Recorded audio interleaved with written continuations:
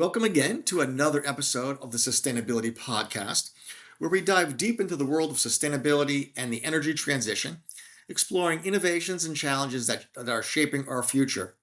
I'm Jim Frazer, your host today, and I'm thrilled to have a special guest with us, Toby McGraw, Chief Revenue Officer of Beep Incorporated. How are you today, Toby? Hey, I'm doing great, Jim. How are you? I'm awesome. Um, you know, um, you're at Beep Incorporated, and Beep has done some very fascinating work in the world of autonomous vehicles. Before we plunge into that, how about you tell us a little bit about yourself and how you came to this industry? Yeah, no, I'd be happy to. Uh, Again, name's Toby McGraw. I'm the Chief Revenue Officer for Beep. In that role, I'm responsible for the full go-to-market motion. So everything from early marketing, demand generation through business development, sales, all the way through long-term customer client success. I myself have been involved in kind of disruptive technologies in and around transportation and mobility for about the last 2 decades. And so I spent 10 years at a business called Zonar that was bringing commercial vehicle telematics to the fleet industry. And so we really focus within moving people, moving products, and doing work truck type of things. I had a huge focus within public transit. And so that's where a lot of the work and moving people. So I spent a decade there really building it up and kind of growing that up. From there, I went to a business called Hop Skip Drive, spent 5 years, which was a TNC focused on transporting unaccompanied minors. So something similar to an Uber or Lyft type of model, but geared towards handling students that were ages 6 and above. That's something that was a business founded here in Los Angeles, where I'm based. We grew that thing up, and so I spent about 5 years. By the time that I exited that, we had transportation contracts with some of the biggest school districts in the country, from Seattle Public Schools to Denver Public Schools and Los Angeles Unified and others.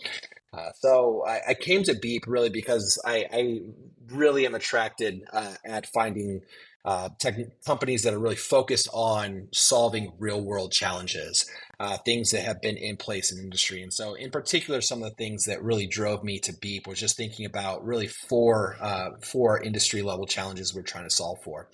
The first thing being congestion. How do we think about getting more people out of individual transport and into some kind of shared model that could ultimately drive more people to public transportation?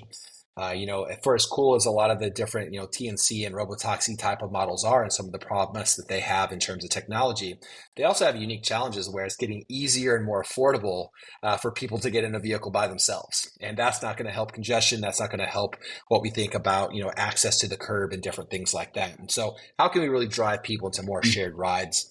The second thing is just thinking about safety. Something like 94% of accidents are caused by human error. As soon as you start having the conversation on safety, right away, people are focused on, okay, the passengers in the vehicle that we're driving. But it's also those other vehicles that are out there. And then almost as importantly are the pedestrians that are interacting. How are we solving for those types of challenges? We think about the need to really support and enhance access for mobility options for all. And so when you think about individuals with unique needs, whether those are physical or things like visual and hearing impairments, if you think about a true autonomous implementations where we're starting to pull drivers out of vehicles, how are we able to solve for the other unique challenges of those types of populations? How do we make it easy and insightful for them Hmm. to move forward? And then the fourth thing is really, all things sustainability and efficiency. So when you think about, implementing electric vehicles into commercial vehicle applications, like, commercial bus and shuttle applications, how can you do that in an efficient way that's going to really drive long-term value as it relates to total cost of ownership, uptime, availability, and different things like that. So that's really kind of a background of where I've come from. Hmm. Well, thanks for that. This is a broad community. So can you describe the industry ecosystem in broad terms? In particular, for our listeners that may be newer to the subject, how do the different components like technology, policy, and corporate responsibility interact across the very broad range of stakeholders? Yeah, and so the industry as a whole, and this is something that's really continuing to change. And so, we try to really have a tight focus at Beep within, four key areas, which is, automation, connectivity, electrification, and then shared. And so you'll hear us sometimes talk about this idea of ACEs, and there's actually a coalition under that acronym, Hmm. ACEs, which speak to those four things.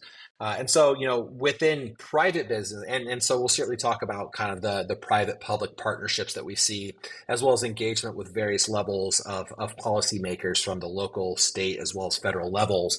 But when you think about the private side, there's really a bunch of different people that are at the table, and so you think Hmm. about just those that are focused specifically on trying to nail automated driving. So you think about at Beep we're working with companies like world class and industry leaders like Mobileye and Oxa. You have Hmm. others that are more focused on the physical form factor itself, and so in some cases there are people trying to retrofit existing form factors. In other cases there are purpose built options that are coming out. We'll talk a little bit later about a business Holon that Beep is partnering with to bring an advanced application to market. For us, we really think about Beep, where some people focus on the ADS, some people focus on the form factor. We're really thinking about in a real world application of shared autonomous mobility. A driver is doing a lot more than just steering, braking, and acceleration. So those other tasks that a driver does, when you think about things like fare collection, passenger safety, pedestrian interactions, all those things need to be solved for if you're going to, at some point in the future have vehicles running without drivers and operators. This becomes a really important talking point when you think about engaging, some of these other policy as well as educational stakeholders, to where it's really incredibly important.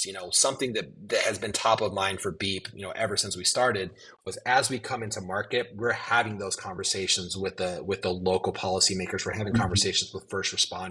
We're having conversations with other community advocates and leaders, just to make sure they understand what we're trying to roll out. And so, as you're well aware, and those that follow the industry, there's been a lot of negative reactions to some of the autonomous driving things that we've seen in big cities like San Francisco, and we think that some of the challenges there have been private businesses coming in and not doing enough to engage that public sector, and so that's something that's a incredibly high priority for us.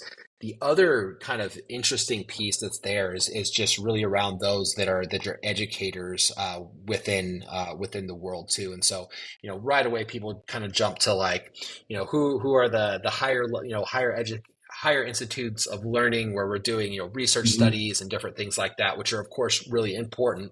But we're also doing things, as early as elementary school where we're presenting to STEM days and different things like that. So you start to get, the workforce of the future really excited about these opportunities. And, so often as people start to talk about automation, they're thinking about the driver themselves, and if that driver goes away, what happens? The reality is there's a whole new world of development, that's workforce development, that's necessary to ensure when we think about a human in the vehicle doesn't mean there's not a human in the loop. And so when you think about supporting edge cases, Hmm. when you think about ensuring that technicians of the future understand how to troubleshoot lidar and radar and other visual camera technologies, it becomes a really important thing. And so we really believe when we're engaging this stakeholder ecosystem within a market, that yes, it's important for the public-private partnership. Yes, it's important to make sure that we're engaging policymakers and first responders, but it's also important to make sure that we're having those workforce development conversations and education conversations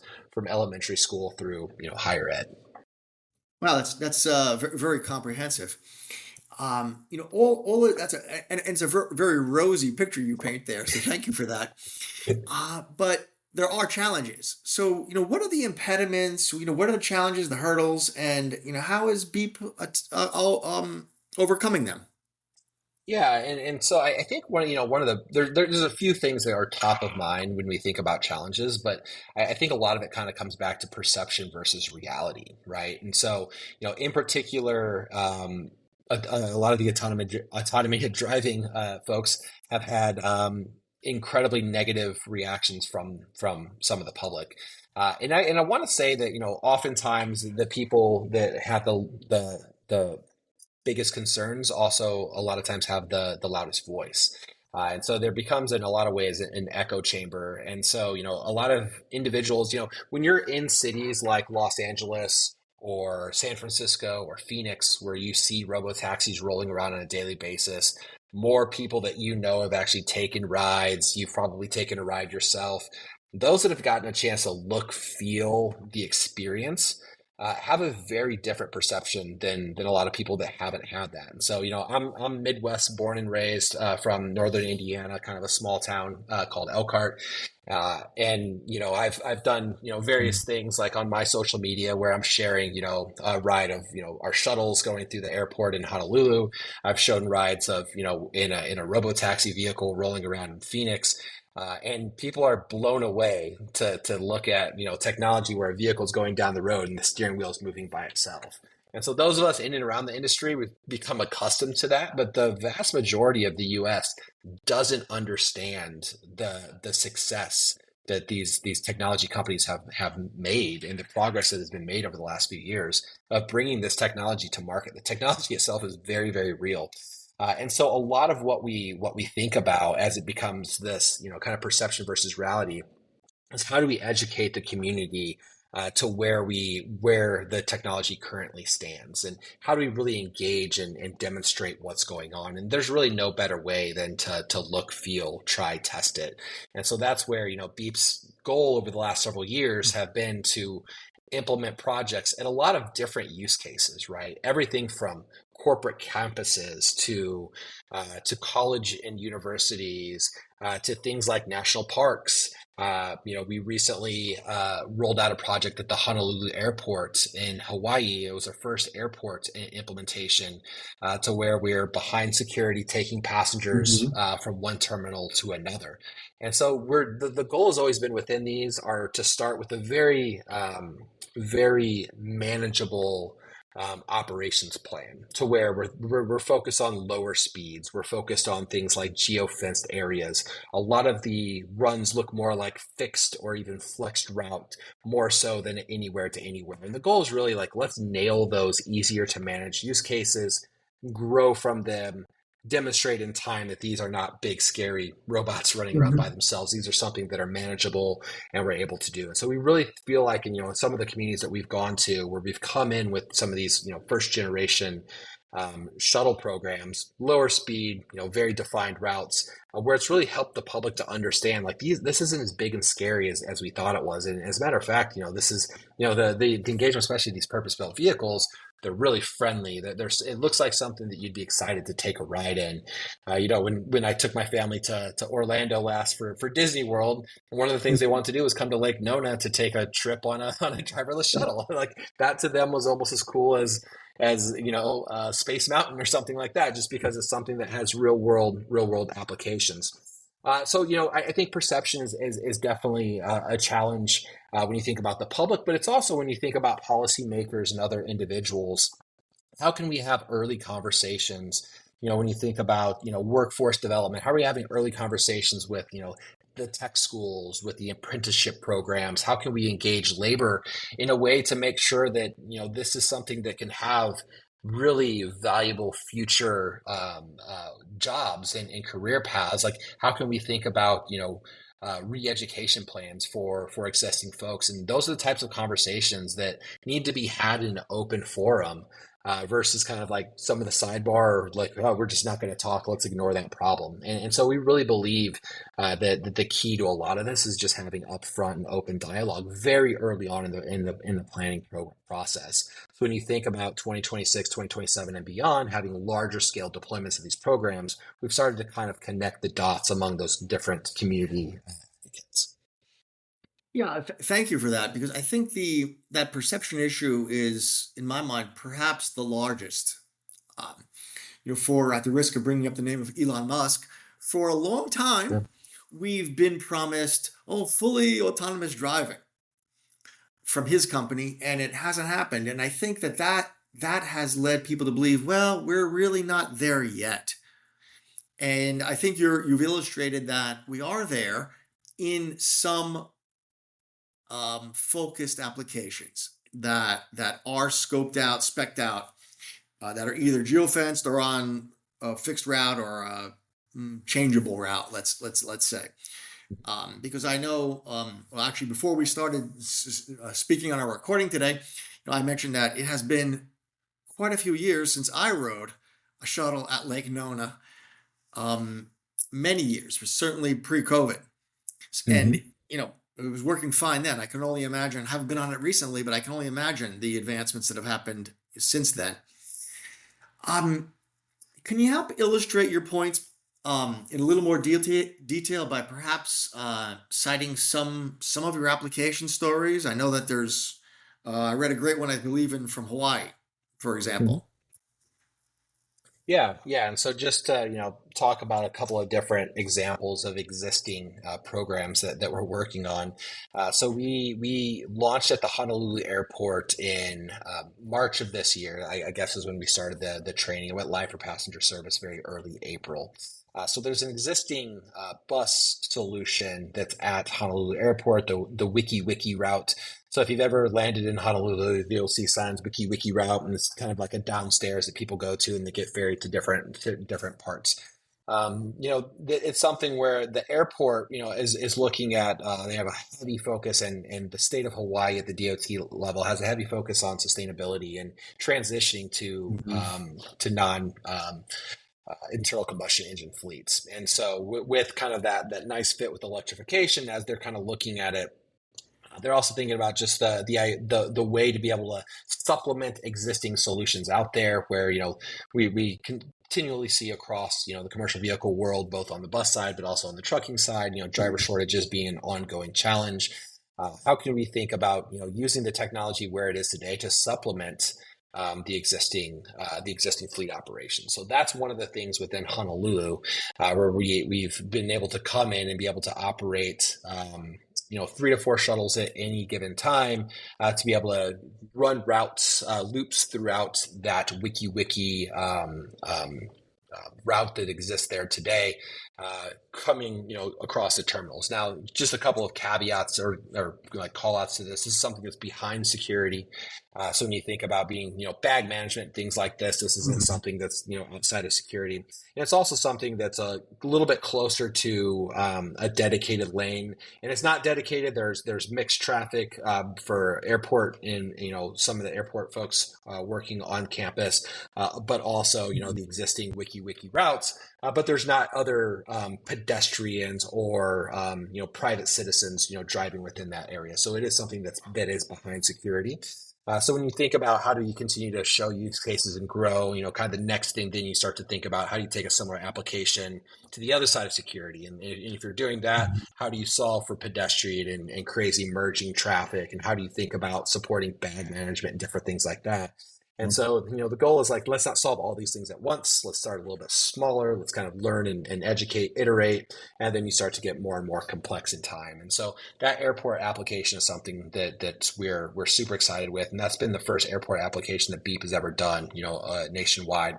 We do have some follow-up programs that are already going to be operational in about the third quarter of this year. I don't think I'm at a point where I can disclose where that is, but it is a large international airport that will certainly get a fair amount of attention when it breaks.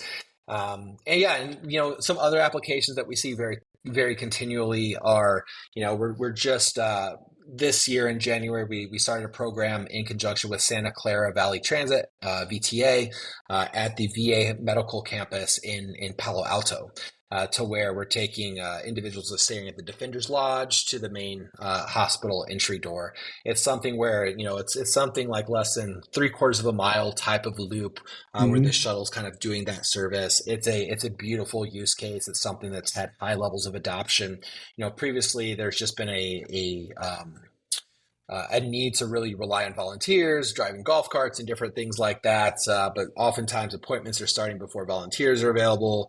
In some cases, injured veterans don't have the opportunity, or it's difficult for them to walk to the campus. And so there's a shuttle service that's really supporting those types of use cases. It's been incredibly interesting. Another program that we rolled out this year was at a junior college in Jacksonville, at FSCJ, where we've had the opportunity to run a campus kind of circulator type of route going between kind of where the parking area is to like kind of the main kind of student center. So again, just something that's a very logical campus use case. where there's these large built-out communities. There's a ton of parking. There's no shortage of parking. It just means you're going to have to walk a mile. So how can we really support people doing that, especially when you think about Jacksonville summertime being quite warm?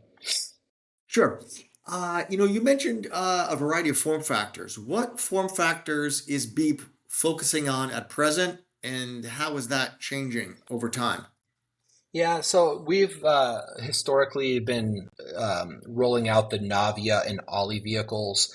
So these are two platforms that have been around for several years, and a lot of people have familiarity with what Local Motors and Easy Mile and some others have done. So we've done a bunch of programs with them.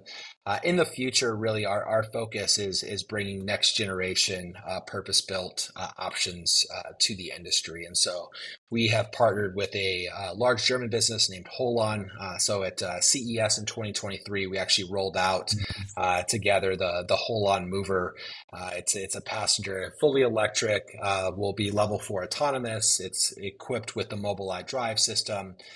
Up to 15 passengers seated and standing. It's something that will be built in America, will meet Buy American standards.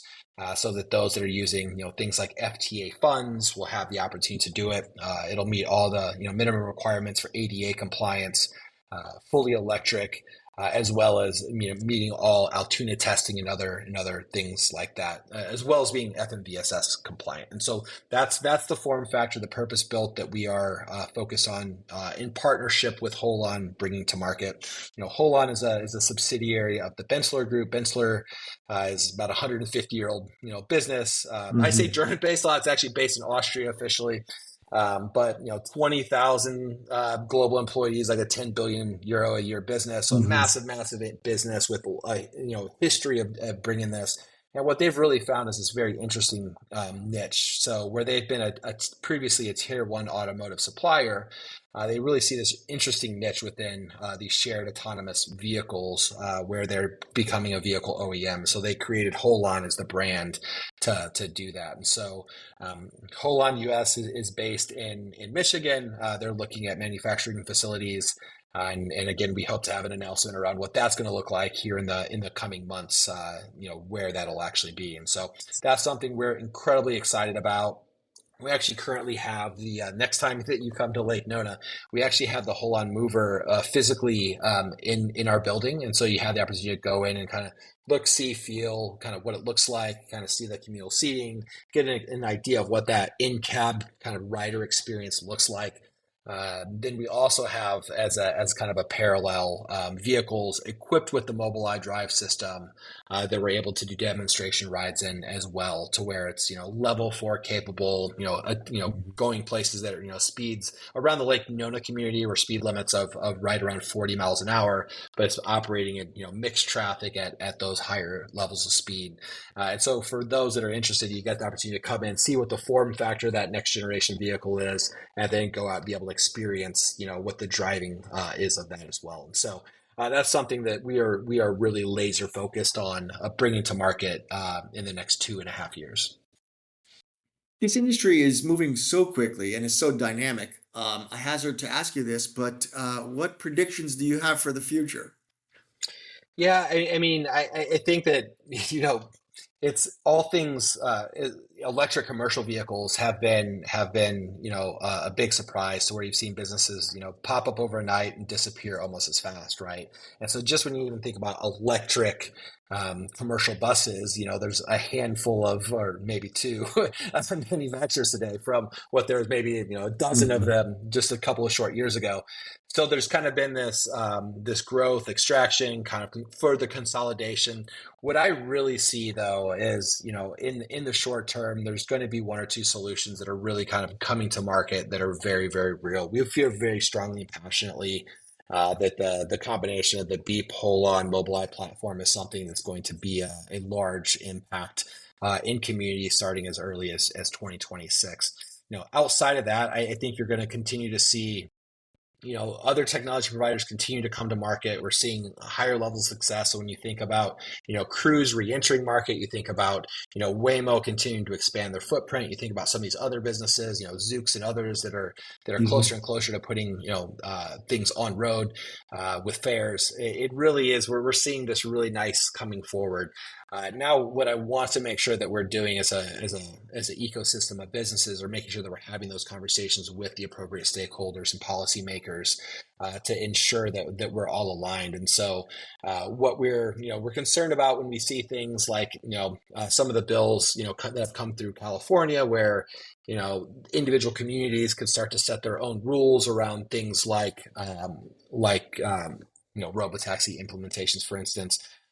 We really believe that like some state level, state down policies are oftentimes appropriate. And just as an operator trying to understand where vehicles are operating and there's different rules as soon as we cross this road, it becomes really hard if it's straight local control. That doesn't mean there should be local engagement, though. We need to be having those conversations with the communities so that they feel comfortable that we're rolling out a safe and effective solution within their towns. And so the goal being, the more that we can engage policymakers and educate them about what the programs and progress really are, but also make sure they understand our intentions. And so when they think about what are their priorities in terms of ensuring safety and enhance transportation options within their communities, they feel like we're very much aligned as a community. And so I think that there's kind of been this mindset around a lot of the transportation options where it's like, hey, we'll beg for forgiveness, not permission. And you saw businesses like Uber and Bird and some of these grow really, really fast, and then there becomes like this negative pushback from industry. And so our hope is, as it relates to autonomy, what can we do to engage those stakeholders in a very proactive way, so that there doesn't become this whiplash effect of we want to do this. The policymakers are going to come make some policy to try to protect their communities, but it has unintended consequences that makes it hard for private businesses to operate. And so, what can we do to really engage those? I think is going to be the most important thing, just to make sure that these businesses are continuing to go forward. The other thing that I think when people are looking at broader scale implementations is how are we preparing for the electrification switch, right? And so it's one thing to say, oh yeah, I'm going to put 50 autonomous shuttles in this area to start this new service to drive all these riders to public transit. Okay, but where are they parking? Where are you storing them? And more importantly, is there enough juice in the grid going there? And so what we're really seeing people doing now are those that have, designs and really are have higher level plans of moving forward. They're having those electrification conversations now to understand, both with their local providers or public utility, will we have to do infrastructure changes to ensure that we can do that? And so that's the other unique part of this, where the charging world is changing so dramatically, especially as passenger cars are growing in terms of the number of electric vehicles. You have more and more stations across the country. How are we doing that for commercial vehicles? How many do we need? Where are we putting them? All those conversations are things that we need to be having now if we have any hope of deployments in 2 to 3 years down the line. That's certainly correct. The permitting for a new substation is not insignificant. That's right. I'd like to back up a little bit. We talked about Gensler and their form factor, and of course Beep. Talk to us about Mobileye and what do they contribute to your collaboration? Yeah, no, that's great. And so you really, mobilize the solution that's actually doing the steering, braking, and driving. So Mobileye, and we have some connected tissue to where Mobileye is a public business, but is majority held by Intel. Intel Capital is also an investor within Beep, and so we have some nice connected tissue with them as well. But really, when you think about LiDAR and various sensor systems, they've been putting these on passenger vehicles for a decade already. And so they literally have, 100 million of their chips that are out in market that have the opportunity when we think about how do we come in and actually certain areas where they have existing vehicles out and running, we have the opportunity to crowdsource some of that anonymous data to understand, what are average speeds within specific areas, what does the route actually look like, So when you think about some of the autonomous driving and really ADAS type of solutions, even down to level two, Mhm. that have had broad adoption from Volkswagen and Mercedes and some of those others, a lot of those have been powered by Mobileye. And so Mobileye incredibly well known and understood business that has a high level of sorry, one second. Hey, Shelly. Like I'm in. Sorry. Hope you can cut that out, Jim. We will. She was distracting me, and I was just like, I hear you. It's all "Yeah, right. sorry." But yeah, Mobileye is an industry leader in all forms of sensing technologies in and around a vehicle, and because they're out there among tens of millions of vehicles, you have the opportunity to collect that information to really drive smart roads and smart mapping opportunities. So that's our connection with Mobileye. That's great. We didn't mention the IoT data collection piece of this. Does and it wasn't one of our standard questions we had here, Yeah. but what does Beep do with there's a plethora of data that's collected about all types of things. Are there any plans to monetize that or just create some business intelligence around that? Yeah, I think like most, and when we think about all things connected systems, and a lot of times, we think about the Internet of Transportation things, but also just the overall, when we think about smart signals, smart grid, other things like that, how can we really plug into that? I think step one for us is really thinking about how we can leverage data from various sources, really to drive advanced options for safety and utilization. Like Hmm. what are the things that we can really do there? So if you think about a traffic light that's able to count the number of pedestrian crossings within a given day, probably use that data and design routes that are going to make vehicles operate in and around those types of use cases, it becomes way better. So if there's opportunity to reduce the amount of pedestrian vehicle interactions and still be able to Hmm. meet specific headways and operations use cases, we should use that data to do so. And so I think, before we get to the monetization of it, we're really trying to understand, what are all the different data fields and formats that this is available within that ecosystem today. How can we think about getting that in a single format that's easy to digest, that we're all able to leverage and work from? And then in the future, you might think about, is it appropriate, or is there a need to monetize access to some of those different data fields, or is it just a matter of, hey, let's have a really smart and intelligent algorithm that's pulling in these different things to drive the appropriate routing decisions. So it's something that we have continual conversations with the people. We've even gone so far to think about, is there vehicle to vehicle type of communication that we could start to plug into to understand, this vehicle is passing at this time at this direction and speed, and is there things that we can do with that intelligence really to drive kind of the next level? Because what we really start to see is 99.99% of the use cases are going to be something that you can train the algorithm, you can train the computer to really manage on the automated vehicle.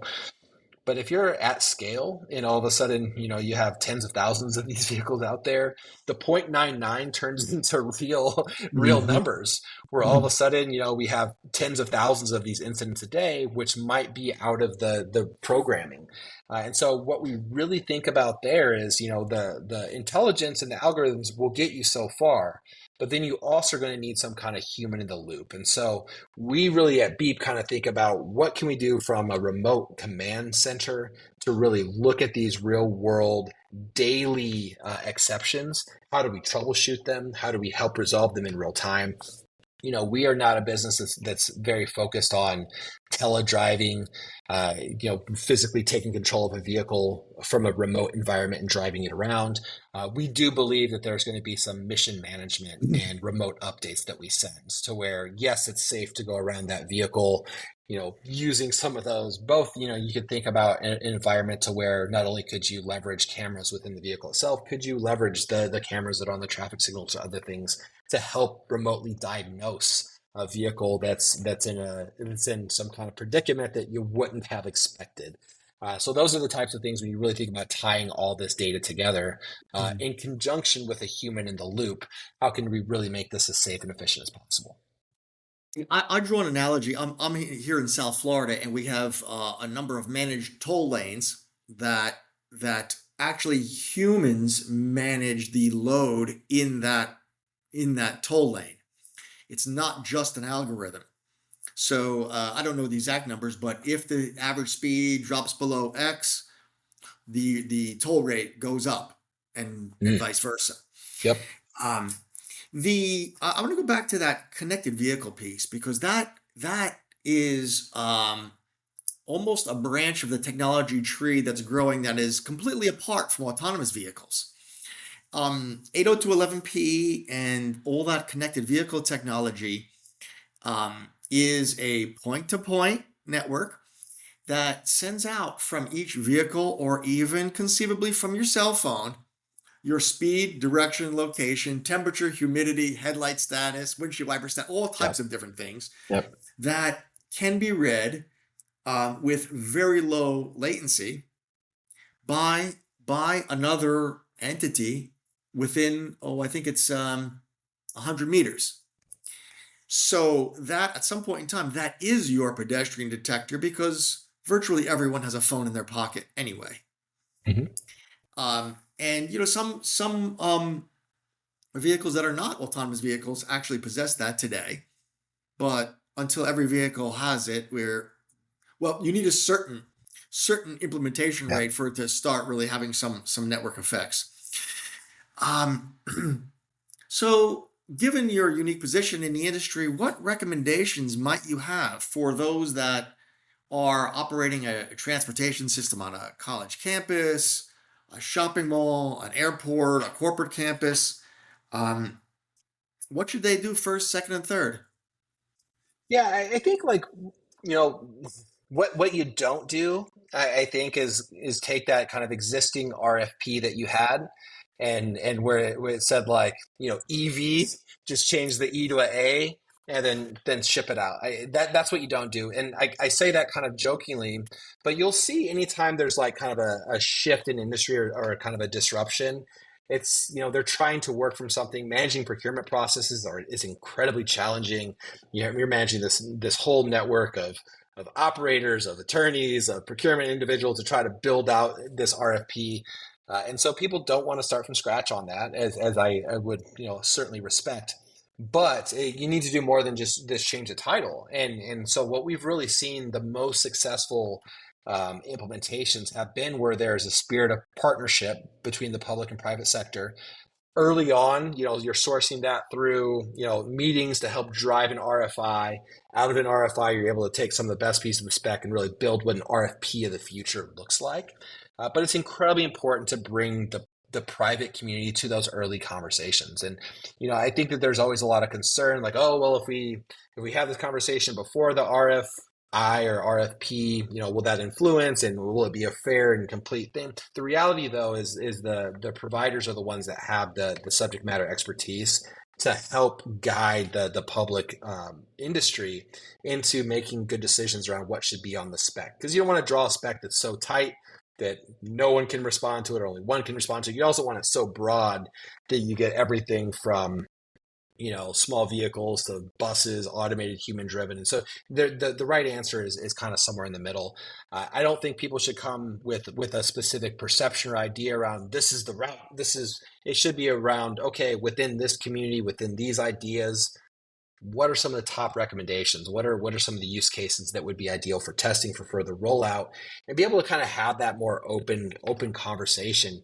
And so for us with communities, it's really kind of coming in, kind of educating them on some of the options that are available today. And let's not let today's limitations impact our thinking to what we're thinking about for 3 or 4 years down the line. So you kind of have to have this 1 foot in the present, 1 foot in the future as you think through how you're going to implement these things at scale.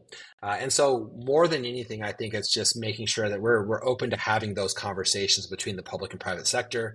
And then, by the way, let's ensure that our local policymakers, both at local, state, federal level, are also being informed and brought up to speed with that. The great thing with where we currently sit, as a business, is there's been a lot of federal dollars advocated to sustainability programs, electrification, other things like that. And so there are funding opportunities that are out there, but it definitely takes a strong partnership approach between public, private, as well as others that are, sending letters of support and other things like that. But you really have to build that consensus and that ecosystem of support within communities. And the sooner that you can do that, the sooner you can really start to build through the process. And I think, by the way, a lot of the other kind of companies, like Beep that are kind of at this early stage, they're interested and excited to collaborate and work together. We're all kind of figuring out, people will be like, oh, who does Beep compete with? The reality is we kind of no one and everyone at the same time, because we really do believe in an ecosystem. We do believe in meeting our future clients where they may need to be. And so that might mean they already have their own provider of vehicles. They have their own kind of operations type of center. It could be in those cases where Beat becomes, a technology play. There might be other cases where it's a full turnkey operation, and being able to be flexible to meet the public entity where they need us to be, I think is really important. And I think Beep, as well as other companies, are very interested in having those conversations. And by the way, there have been times where we thought we were competitive with someone, we got brought to the table, and we found out there's actually some fantastic partnership opportunities where, yeah, this piece of it might overlap, but you're doing all this other stuff unique and I'm doing all this other stuff unique. So let's kind of focus on what we do really well and go from there. And so that's really where I think the spirit of collaboration is not just public to private, but also a lot of, in many cases, a lot of private to private partnerships as well.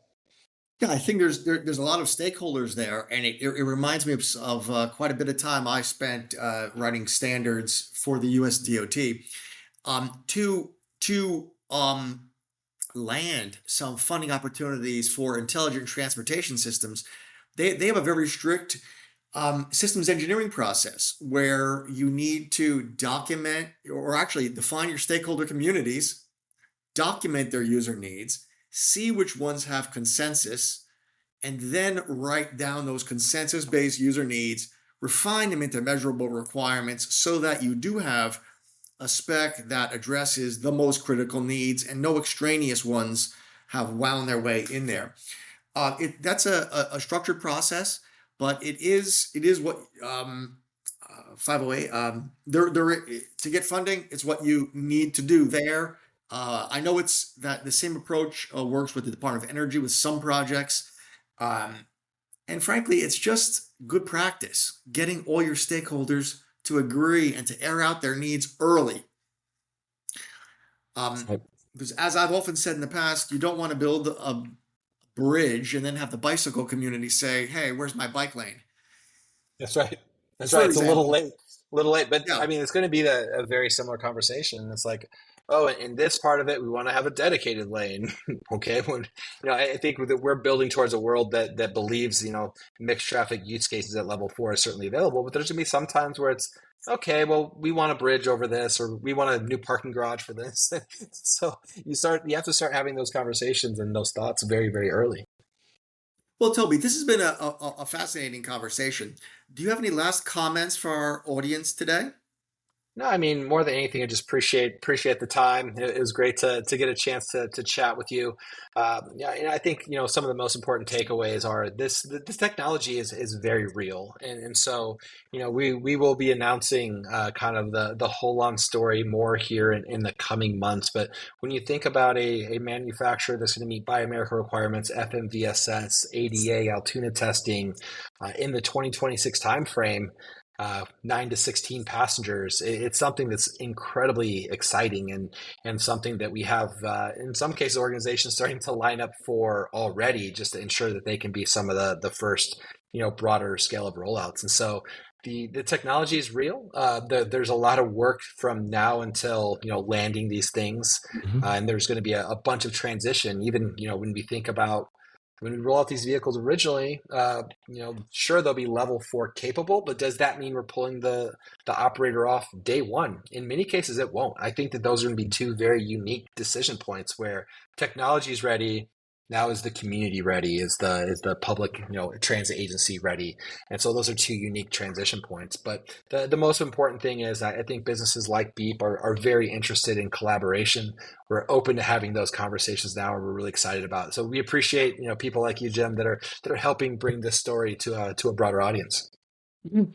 Well, thank you, Toby. Again, our guest today has been Toby McGraw, Chief Revenue Officer for Beep Incorporated. Thank you again for sharing all your insights today. Thank you to everyone who tuned in today. And until next time, keep us in mind and click like and share and all that social media things. Thank you very much, Toby, and we'll see you again soon. Thank you, Jim.